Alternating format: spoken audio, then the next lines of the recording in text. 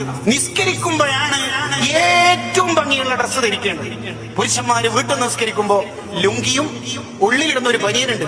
ദീർഘദൂര യാത്രക്കാരായ ലോറി ഡ്രൈവർമാരൊക്കെ ഇടുന്ന ഒരു ബനിയൻ. കാർഗിൽ യുദ്ധത്തിൽ വെടിയേറ്റ് 4 ദ്വാരങ്ങളൊക്കെ ഉണ്ടാവും അതിൽ.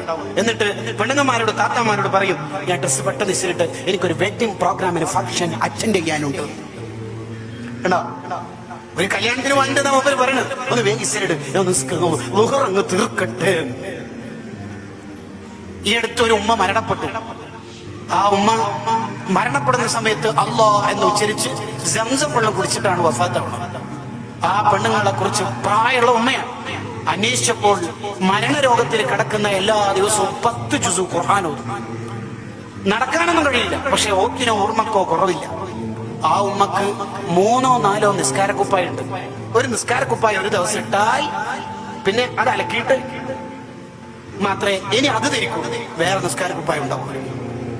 ഇത് നമ്മുടെ ഉമ്മമാരുടെ നിസ്കാരക്കുപ്പായം കരിമ്പം കുത്തി ഡിസൈൻ ചെയ്ത് ചിക്കൻ റോള് ചുരുട്ടി മുതൽ ചുരുട്ടിയിട്ടുണ്ടാവും.